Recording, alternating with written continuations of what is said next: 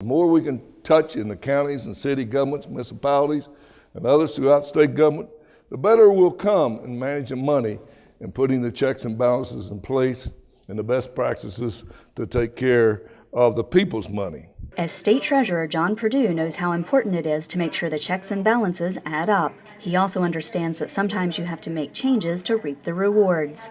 One thing I like to do is improve things, make them better, And if we can do that, that pays big dividends.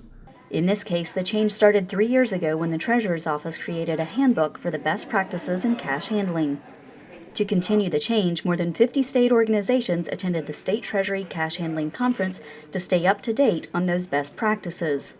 To protect our agency, just to further our education, to see and to make sure that we are doing everything as correct as possible. This 3-day conference provides state workers with uniform procedures for handling money. And we try to have the internal controls and the checks and balances in place and making sure that all that money is accounted for. But it also offers a unique opportunity to learn about changes in the business, like the introduction of new technology. It's been very informative. I have learned some things that, especially with the OASIS system, that I didn't know that I could do. That is makes the OASIS system a better system as far as documentation purposes, and that it's recording everything that's needed, and plus we don't have to rescan all this information into another system because it's already in the OASIS system. Other financial matters are touched upon as well, like how to recognize and prevent fraud in the workplace.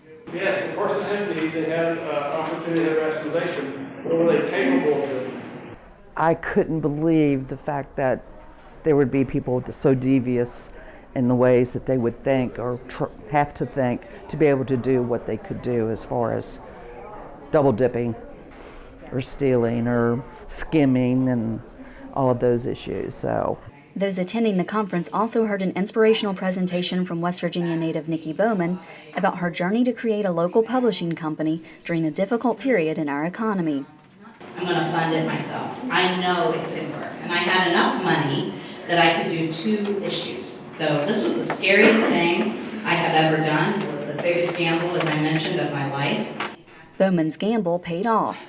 The publishing company she started from the ground up is flourishing with publications like West Virginia Living, the lifestyle magazine she dreamed of working for. Of course, at the core of all these sessions, the thing Treasurer Perdue most hoped to accomplish was to provide knowledge and education that people can take back and apply in the workplace. Hope that you leave this conference with some important best practices in managing money in state government.